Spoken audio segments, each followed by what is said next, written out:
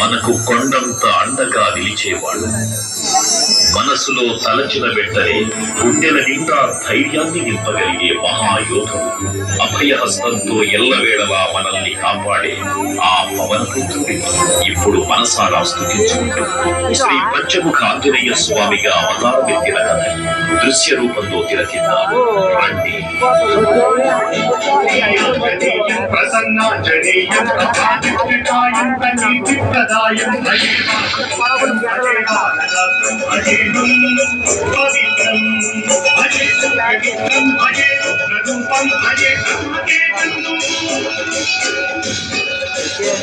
రామాయణ మహాయుద్ధం భీకరంగా సాగుతున్న తరుణం శ్రీరామచంద్రుని సారథ్యంలో వానర సైన్యంతో లక్ష్మణ స్వామి తనతో పోరాటం చేస్తున్న రావణుడి కుమారుడు ఇంద్రజిత్ తలని బాణంతో ఒక్క వేటుతో వేరు చేశాడు. ఇంద్రజిత్ మరణమన్న రావణుడు ఆవేశంతో ఊగిపోయాడు. ప్రతీకారం కోసం పాతాళ లోకాధిపతి తన సోదరుడు అయినటువంటి మహిరావణుడి సహకారం కోరాడు. ప్రభాతంకు సాయంత్రం ఈ రామ సంకీర్తనలు చేసి నీ రూపు వర్ణించి నీ మీద లేదండ గావించి నీ సుందరం పెంచి నీ కాసరాసుందనై రామ వస్తుందనై నిన్నే వచ్చేదను నీ కటాక్షంబునం చూచితే వేడుకలు చేసితే రామురాలించితే నన్ను రక్షించితే.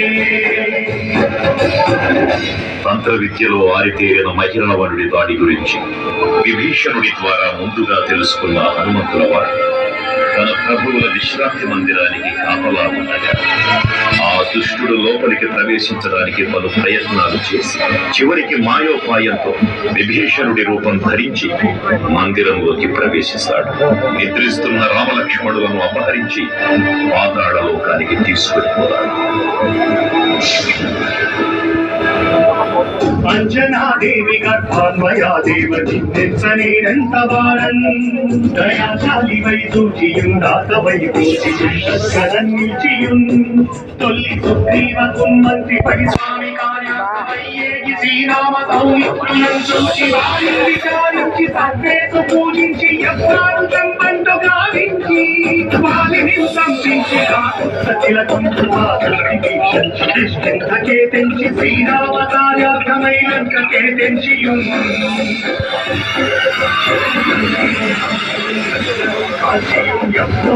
చూచి ఆనందముందరం విచ్చి ఆరత్నముం తెచ్చి శ్రీరామం ఇచ్చి సంతోషము చేసి తన ప్రభువులను కాపాడుకోవడానికి వాయువేగంతో పాతాళ లోకానికి చేరుకున్న ఆంజనేయ స్వామికి సగం మొసలి సగం వానర రూపంలో ఉన్న వింత జీవి ముఖద్వారం వద్ద కాపలా కాస్తూ కనిపిస్తుంది. ఆ జీవి మకరధ్వజుడు అనే తన పుత్రుడని మహాసముద్రాన్ని దాటుతుందని నీటిలో పడ్డ తన వేదవిధుడు ఒక మొసలి గ్రహించడం వల్ల జన్మించాడని తెలుసుకుని ఆశ్చర్యపోతాడు హనుమంతుడు. తన పుత్రుడిని యుద్ధంలో ఓడించి పాతాళ లోకంలోకి ప్రవేశిస్తాడు.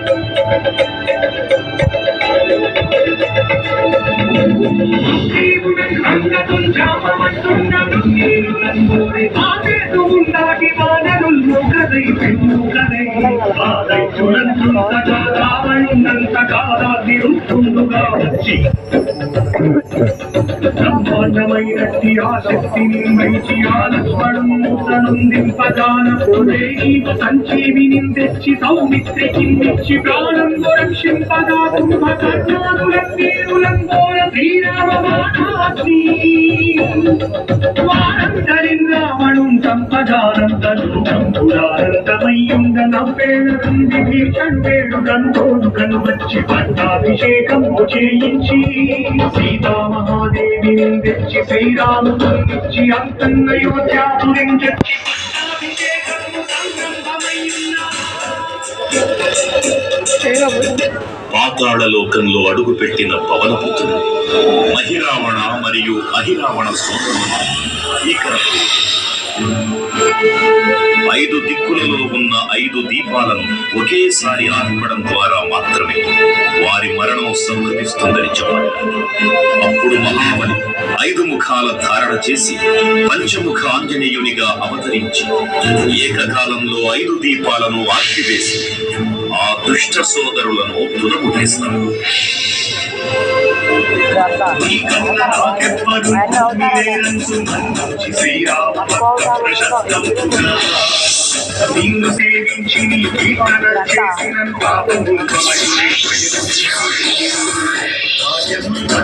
సామ్రాజ్యముల్ కలుగులో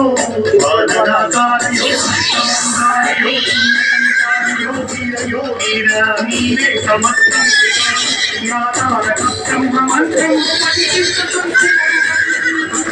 వజ్రదేహం పురుదాచ శ్రీరామ శ్రీరామయంచు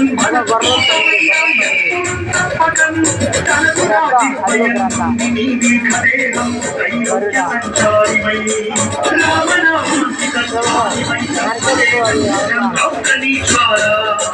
కల్లోల ఆవీర హనుమంత ఓంకార శబ్దం కులం భూత ప్రేతం కులం పిండి సాచం కులం శాకిని శాకిని చాతురం కాలి దెయ్యం కులం నీకు వారంబురం చుట్టినే రంగురం పట్టిని పుష్టికాసంబురం ఆకులండంబురం తోమఖండంబురం తుంచికారాతిరుతుంగవై నీవు బ్రహ్మ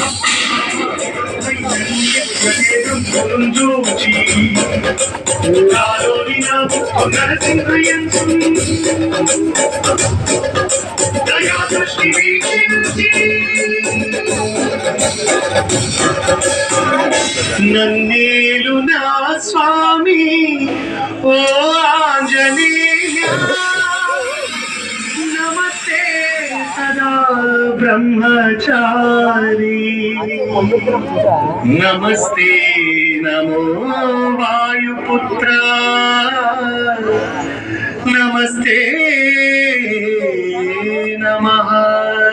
తూర్పు దిక్కున చూసే శ్రీ హనుమాన్ ముఖం సర్వ పాపాలను హరించేదిగా, దక్షిణ దిక్కున చూసే శ్రీ నరసింహుడు శత్రుభయాన్ని పోగొట్టి విజయం చేకూర్చేదిగా, పశ్చిమ దిక్కుని చూసే శ్రీ గరుడ ముఖం భూత ప్రేత తాంత్రిక భయాలను పోగొట్టేదిగా, ఉత్తర దిక్కు వైపు చూసే శ్రీ వరాహ ముఖం గ్రహదోషాలను అష్టైశ్వర్యాలను అందించేదిగా, ఆకాశం వైపు చూసే శ్రీ హయగ్రీవం విజ్ఞాన విజయాన్ని ఉత్తమ జీవిత భాగస్వామిని అందించేదిగా పురాణాలు చెబుతున్నాయి. కావున భక్తులారా, అన్ని విధాలుగా మనలను ఆపుకుని శ్రీ ఆంజనేయ స్వామిని మనసారా స్మరించుకుని ధరించండి. శ్రీ శ్రీ శ్రీ మహావీర బజరంగ బలికి జై.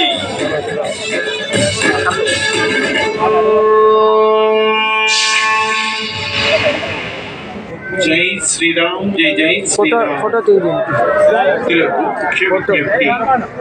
ఇప్పుడు 60 అడుగుల శ్రీ అభయాంజనేయ స్వామి వారికి మహాహారతి కార్యక్రమం నిర్వహించబడుతుంది. కావున భక్తులు శ్రీ